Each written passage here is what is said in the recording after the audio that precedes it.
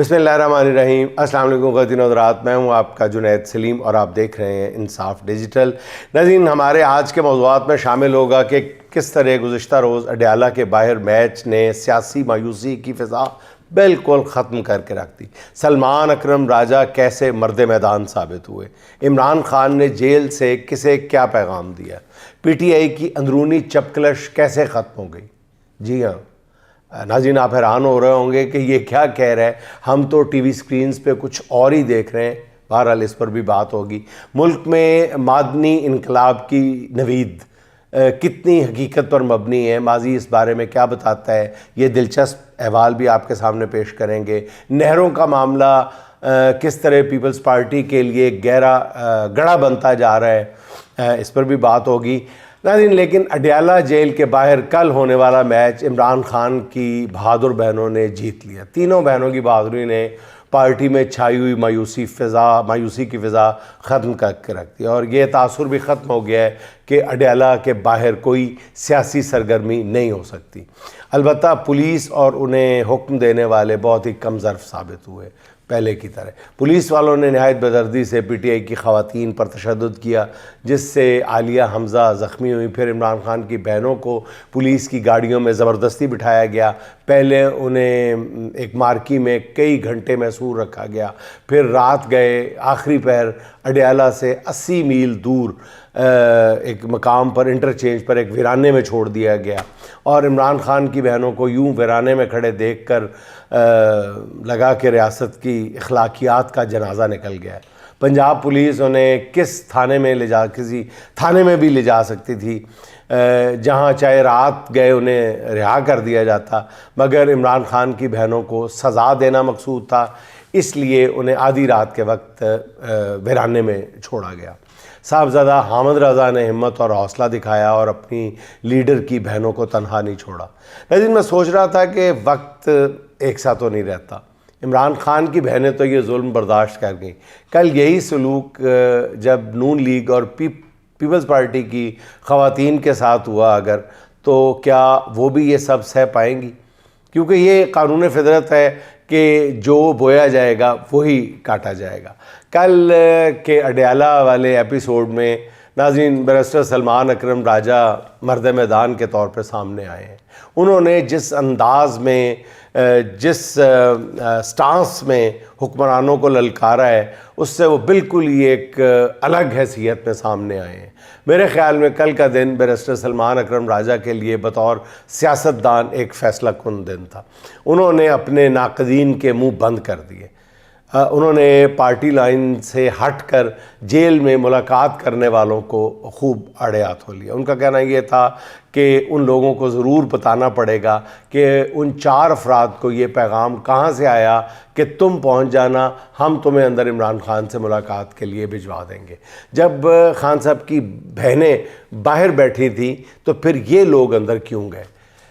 इसी दो टोक मौक़िफ़ की वजह से इमरान खान की बहनों के बग़ैर पार्टी की तरफ से जमा कराई गई फ़हरिस्त के बग़ैर इमरान खान से मिलने वाला बहुत ही मुश्किल सूरत हाल से दोचार होगा, चाहे वो आइंदा दिनों में वो कितना ही बड़ा लीडर और कितना ही बड़ा वकील क्यों ना हो। अब नाज़रीन, पार्टी का हर कारकुन क़यादत के लिए सलमान अकरम राजा की तरफ देख रहा है। वो नाज़रीन नामवर कानूनदान तो थे ही, अब वो नामवर सियासतदान भी बनते जा रहे हैं या बन चुके हैं। सलमान अकरम राजा के तेवर बता रहे हैं कि आने वाले दिनों में वो हुक्मरानों को नहीं बल्कि पार्टी कारकुनों को भी अपनी जुर्रत-ए-इज़हार से कई तरह के सरप्राइज़ देंगे। नाज़रीन, अब ये बात तो वाज़े हो गई है कि इमरान खान से मुलाकातें सिर्फ़ उन्हीं लोगों की कराई जाती हैं जो बाहर आकर बेलाग अंदाज में, दो टोक अंदाज में बात नहीं करते। ये भी साबित हुआ कि मुलाकात करने वाले बाहर होने वाली कहानी भी इमरान खान को पूरी तरह या ठीक तरह से नहीं बताते। मैं ऐसे नाज़रीन रहनुमाओं को बिका हुआ या इस्टेब्लिशमेंट का टाउट तो नहीं कहता, अलबत्ता इन्हें मसलियत का शिकार ज़रूर समझता हूँ। कल जो लोग इमरान खान से मिल के आए हैं, उनके बयानात और कुछ अपने ज़राए से जो मालूमात मिली हैं, उनके मुताबिक इमरान खान ने आज़म सवाती के बयान पर नाराज़ी का इज़हार किया है कि आज़म सवाती ने जो कहा उन्हें ये कहने की ज़रूरत नहीं थी।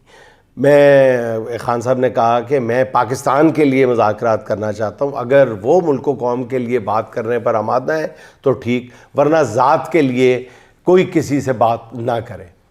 عمران خان نے اعظم سواتی کے بارے میں کہا ہے کہ وہ کیوں ایسی باتیں کر کے اپنی کمزوری ظاہر کر رہے ہیں، میں یہاں جیل میں بیٹھ کے سب کچھ برداشت کر رہا ہوں، تو آپ کو بھی باہر رہ کر کمزوری نہیں دکھانی چاہیے۔ خان صاحب نے عالیہ حمزہ پر مکمل اعتماد کا اظہار کرتے ہوئے کہا ہے کہ انہیں مکمل سپورٹ دی جائے۔ میں عالیہ حمزہ پر اعتماد کرتا ہوں، ان کو پورا اختیار ہے کہ وہ پنجاب میں پارٹی کو چلائیں، کیونکہ مجھے پتہ ہے کہ وہ میرٹ پر پارٹی کو چلائیں گی۔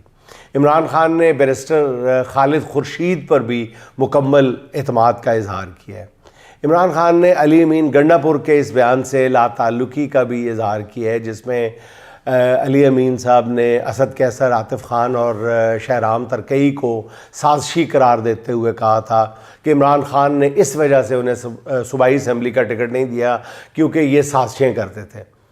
عمران خان نے علی امین کے اس بیان سے لا تعلقی کا اظہار کرتے ہوئے کہا ہے کہ انہوں نے کسی کو بھی سازشی قرار نہیں دیا اور نہ ہی کسی کو ٹکٹ دینے سے انکار کیا، تو اس معاملے میں علی امین گنڈا پور بالکل غلط ثابت ہوئے ہیں۔ یہ تینوں رہنما بھی ایک طرح سے ان الزامات سے جو گنڈا پور لگا رہے تھے وہ بری ہو گئے۔ عمران خان نے پارٹی رہنماؤں کی ایک دوسرے کے خلاف بیان بازی پر غصے کا اظہار کرتے ہوئے کہا ہے کہ اب جو رہنما بیان بازی کرے گا اسے شو کاز نوٹس دیا جائے گا۔ پارٹی ذرائع کا یہ کہنا ہے کہ عمران خان کی ان واضح ہدایات کے بعد اب پارٹی کے اندرونی جو پارٹی کے اندر سے اختلافی آوازیں ہیں وہ بند ہو جائیں گی۔ ناظرین، بظاہر ایسا نظر نہیں آ رہا، کیونکہ آپ لوگ جو ہیں ساری قوم وہ کبھی سوشل میڈیا پہ اور طرح کی خبریں دیکھتی ہے اور ٹی وی سکرینز پہ جو خبریں چلوائی جا رہی ہیں ان کو دیکھتی ہیں، وہ اور طرح کی باتیں کرتی ہوئی نظر آتی ہیں، وہ اور تصویر کشی نظر آتی ہے، وہاں پہ آتی ہے کہ ایک لیڈر کچھ کہہ رہا ہے، دوسرا لیڈر کچھ کہہ رہا ہے۔ ناظرین، آنے والے دنوں میں آپ دیکھیں گے، ہفتے 10 دن تک میرا خیال ہے کہ یہ جو مختلف قسم کی آوازیں ہیں یہ آنا بند ہو جائیں گی اور آپ کم و بیش عمران خان کی بات جو ہے وہ انہی الفاظ میں سن پائیں گے جن الفاظ میں عمران خان جیل میں بیان دیں گے یا بات بتائیں گے۔ اچھا ناظرین، ملک میں معدنی انقلاب کی نوید سنائی جا رہی ہے، جس کے لیے 2 روزہ منرل کانفرنس آج ختم ہو گئی۔ کانفرنس میں کئی ممالک کے معدنی ماہرین نے شرکت کی۔ وزیر اعظم شہباز شریف کا کہنا ہے کہ اپنے معدنی وسائل سے IMF کو خیر باد کہہ دیں گے اور ملک کے قرضے بھی اتار دیں گے۔ شہباز شریف کے یہ دعوے سن کے مجھے پچھلی 3 دہائیوں کی پوری فلم ذہن میں گھوم گئی ہے۔ مجھے یہ سوچ کے حیرانی ہوئی ہے کہ یہاں نون لیگی قیادت سال ہا سال سے قوم کی تقدیر بدلنے کے دعوے کر رہی ہے، مگر یہ ایسی بدقسمت قوم ہے جس کا سب کچھ بدل گیا ہے، بس تقدیر ہی نہیں بدل رہی۔ مجھے اچھی طرح یاد ہے 80 کی دہائی میں پوری قوم کو سینڈک منصوبے سے حاصل ہونے والے فوائد گنوائے جا رہے تھے۔ کہا گیا کہ جی سینڈک سے نکلنے والی معدنیات جو ہیں وہ پورے پاکستان کی تقدیر بدل کے رکھ دیں گی، اور غیر ملکی کمپنیوں کو سینڈک سے معدنیات نکالنے کے ٹھیکے دیے گئے، جو سینڈک کی مٹی بھی اپنے ملک لے گئے اور پاکستان کی قسمت میں صرف حسرت رہ گئی۔ نواز شریف پہلی بار وزیر اعظم بنے ناظرین تو یہ وہ دور تھا جب ہمارا ہمسایہ ملک IT میں انویسٹمنٹ کر رہا تھا۔ بھارت میں سلیکون ویلیز اور سافٹ ویئر پارکس بن رہے تھے۔ ہمارے ہاں حکمران لاہور تا اسلام آباد موٹر وے کا سنگ بنیاد رکھ رہے تھے۔ اس وقت کہا گیا کہ موٹر وے کا یہ منصوبہ گیم چینجر ثابت ہوگا۔ موٹر وے کے ارد گرد انڈسٹریل زونز بنیں گے جس سے پاکستان ایشین ٹائیگر بن جائے گا۔ ناظرین، پاکستان میں تو کچھ نہیں بنا، پاکستان تو کچھ نہ بن سکا، البتہ اس کی تعمیر کے بعد حکمرانوں نے بیرون ملک اپنے اور اپنے بچوں کے لیے محلات ضرور تعمیر کر لیے۔ پھر اب دیکھیں ناظرین، آپ کو یاد ہوگا نواز شریف کے دوسرے دور میں غیر ملکی قرضوں سے چھٹکارے کے لیے قرض اتارو ملک سنوارو کی مہم شروع ہوئی۔ سادہ لو عوام نے اپنی استطاعت سے بڑھ کر رقمیں جمع کروائیں، مگر پتہ چلا کہ ملک کے قرضے اور بڑھ گئے اور جو رقم لوگوں نے جمع کرائی تھی وہ حکمرانوں کی عیاشیوں میں صرف ہو گئی۔ نواز شریف کے تیسرے دور میں غالباً یہ 2015 کی بات ہے جب ایک روز پوری قوم کو یہ خوشخبری سنائی گئی کہ چنیوٹ کے قریب بہت بڑے معدنی وسائل ہاتھ لگ گئے جناب۔ اس وقت کے وزیر اعلیٰ شہباز شریف صاحب نے کہا کہ ہم لوہا تلاش کرنے گئے تھے، ہمیں تو سونے کے ذخائر مل گئے، اور یہ دعویٰ کیا گیا تھا کہ چنیوٹ کے قریب دریافت ہونے والے ذخائر پاکستانی نہیں پورے ایشیا کو بدل دیں گے، مگر ہوا کچھ بھی نہیں۔ بعد میں پتہ چلا کہ حکمرانوں کے دعوے صرف سیاسی بیانات تھے اور وہ فوٹو سیشنز تھے کہ وہ پتہ نہیں کیا چیز پکڑ کے دونوں بھائی ایک دوسرے کو دکھا رہے تھے کہ جناب یہ لوہا نکل رہا ہے، جیسے سامنے ہی پڑا تھا، پتہ نہیں وہ کسی ٹرالی سے گرا ہوا اٹھا لیا تھا نواز شریف یا شہباز شریف صاحب نے، پتہ نہیں کیا تھا۔ اب چنیوٹ والے ناظرین جو معدنی وسائل ہیں وہ کہاں چلے گئے کوئی نہیں پوچھنے والا، کسی کو کچھ پتہ ہی نہیں ہے۔ اس کے بعد ناظرین سی پیک کا ڈول ڈالا گیا، اسے پاکستان نہیں پر بلکہ پوری دنیا کے لیے گیم چینجر بتایا گیا، کہا گیا کہ اس منصوبے سے پاکستان کی اگلی کئی نسلیں دنیا میں راج کریں گی۔ اور آج سی پیک کہاں ہے ناظرین؟ چین ہم سے ناراض ہو کے ہمیں بائی پاس کر کے افغانستان میں چلا گیا ہے، ہم سی پیک کی خوبیاں شمار کرتے رہ گئے، اب ریاست پھر سے معدنیات کا چورن بیچ رہی ہے۔ یہ سوچے سمجھے بغیر کہ ہمارے جن علاقوں کو رب العالمین نے معدنی خزانوں سے مالا مال کیا ہے، وہاں ہم نے اپنی کوتاہیوں اور ہمالیہ جیسی غلطیوں سے نفرت کے الاؤ دہکا دیے۔ جن علاقوں میں حکومتی رٹ نہ ہونے کے برابر ہو، جہاں کٹ پتلی حکمران بنا دیا جائے، جہاں غربت میں پستے ہوئے عوام اپنی محرومیوں کا ذمہ دار اپنے حکمرانوں کو سمجھتے ہوں، وہاں چاہے سونے کے پہاڑی کیوں نہ ہو، وہاں معدنی وسائل کی جتنی مرضی برپار ہو وہ کسی شمار کے تار میں نہیں ہوتے۔ وہ بالکل ایسے ہی ہوتے ہیں جیسے آپ کے پاس خزانہ ہے، سونا ہے، وہ الماری میں بند ہے، الماری کو تالا لگا ہوا ہے اور تالے کی چابی کھو جائے۔ جو قومیں اپنے چھپے ہوئے خزانوں کو خود نکالنے کی صلاحیت نہیں رکھتیں، وہ دنیا کے منہ زور طاقتوں کا کھلونا تو بن سکتی ہیں، خود مختار ریاستیں کبھی نہیں بن سکتی۔ زمین کے نیچے پڑے بڑے خزانوں کو حاصل کرنے سے پہلے ضروری ہے ناظرین کہ زمین کے اوپر انصاف اور مساوات کو رائج کیا جائے۔ ایسا نہ ہو، مطلب اگر ایسا نہ ہوا تو، اور جہاں کہیں بھی ایسا نہیں ہوا تو پھر معدنی دولت جو ہے وہ چند حکمرانوں کی تجوریاں تو بھر سکتی ہے، قومی خزانے کو اس سے کچھ ملنے والا نہیں ہے۔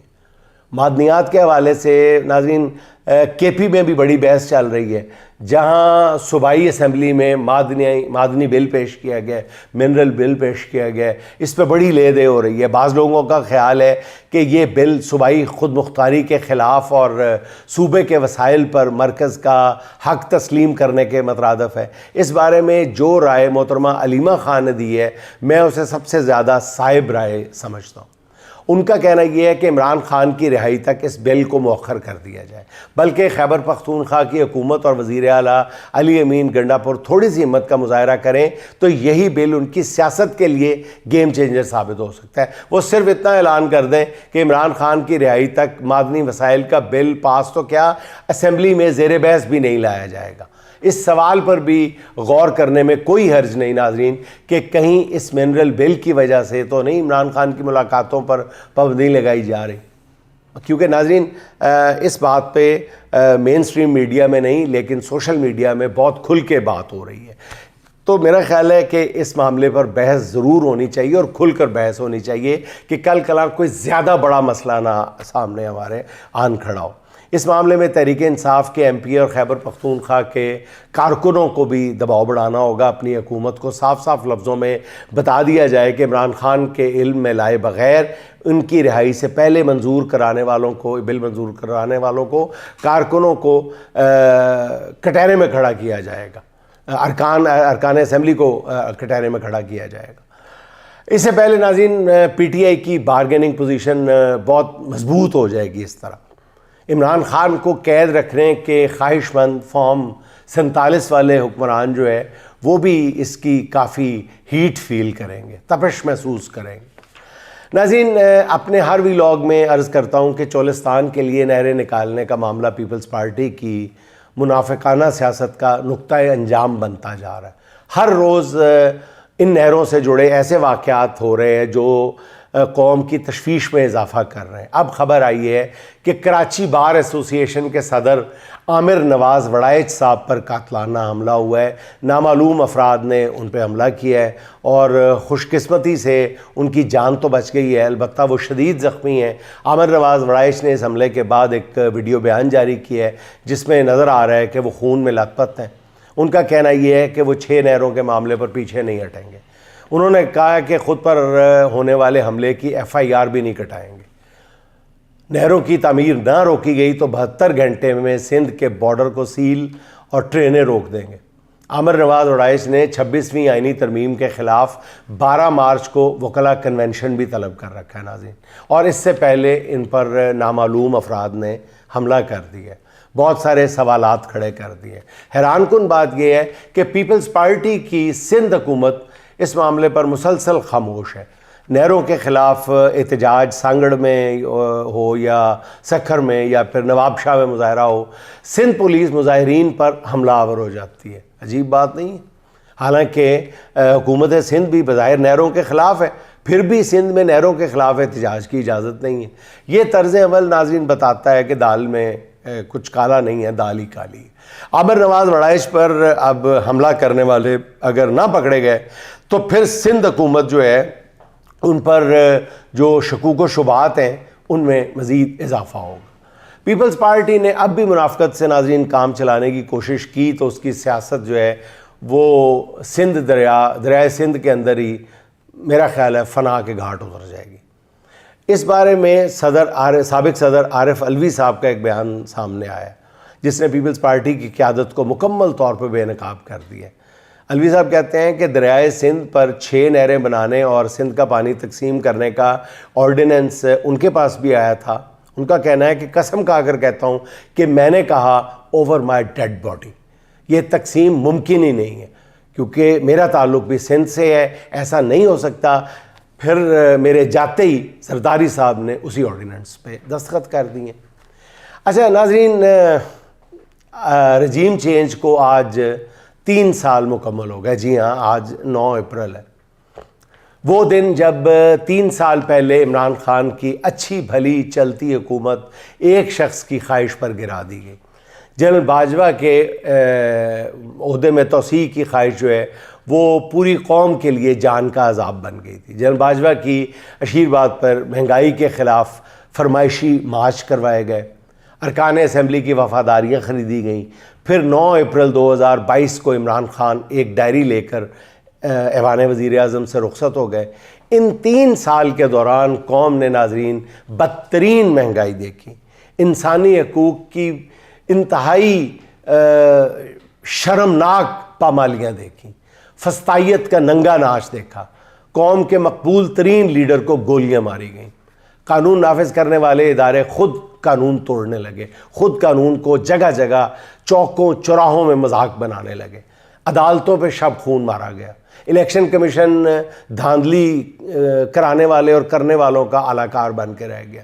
یعنی ان 3 سالوں میں ہر امید نے دم توڑ دیا، لیکن ان 3 سال میں قوم نے کچھ پایا بھی، بلکہ اگر کہا جائے کہ سب کچھ پا لیا تو بھی غلط نہیں ہوگا۔ کیوں؟ اس لیے کہ عمران خان نے جھکنے سے انکار کیا تو قوم کو پتہ چلا کہ جرأت مند اور بے باک قائد کس طرح عوامی شعور کے در کھول دیتا ہے۔ ان 3 برسوں کے دوران ناظرین مطلب ذرا غور کریں کہ ان 3 برسوں کے دوران قوم نے ایک طرح سے یہ کہنا چاہیے کہ شعور کے جن کو بوتل سے باہر آتے دیکھ لیا۔ یہ اگر میں کہوں تو غلط نہیں ہوگا۔ جیسے کہا جاتا ہے کہ بھٹو دور میں پہلی بار ایک عام غریب ہاری کو پتہ چلا تھا کہ وہ بھی انسان ہے، تو میں یہ سمجھتا ہوں کہ ان 3 برسوں کے دوران عوام کو ہر حوالے سے شعور کی طاقت ملی ہے، کوئی اس بات کو تسلیم کرے یا نہ کرے۔ اور الیکشن کے دن آپ نے اس کا رزلٹ بھی دیکھ لیا تھا۔ بدقسمتی سے ان 3 سال کے دوران اداروں کے خلاف نفرت بڑھی ہے، اور اس دوران قوم کو پتہ چلا ہے کہ وہ کسی نظریے پر اگر ڈٹ جائیں تو کوئی انہیں ہرا نہیں سکتا۔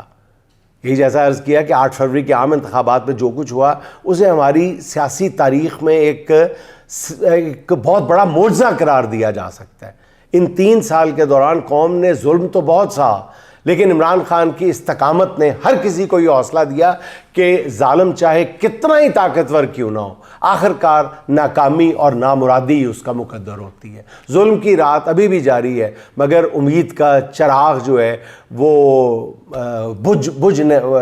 بجھا نہیں پا رہی طاقتور جو لوگ ہیں۔ پوری آب و تاب سے وہ جو چراغ ہے، وہ دیا ہے، امید کی کرن جو ہے وہ چاروں طرف بکھرتی ہوئی بھی نظر آ رہی ہے۔ اور ناظرین، اس کے ساتھ ہی احمد فراز کے لفظوں میں 2 اشعار سن لیں۔ ان چراغوں کو تو جلنا ہے ہوا جیسی ہو، ان چراغوں کو تو جلنا ہے ہوا جیسی ہو، درد کی راتوں کو ڈھلنا ہے ہوا جیسی ہو، شوق کی آگ کو مدھم نہ کرو دیوانو، شوق کی آگ کو مدھم نہ کرو دیوانو، اپنی آواز کی لو کم نہ کرو دیوانو، پھر سے سورج کو نکلنا ہے گھٹا جیسی ہو، پھر سے سورج کو نکلنا ہے گھٹا جیسی ہو، ان چراغوں کو تو جلنا ہے ہوا جیسی ہو۔ ناظرین، خوش رہیں، خوش رکھیں۔ آپ سے ملاقات ہوگی انشاءاللہ اگلے ولاگ میں۔ اللہ حافظ۔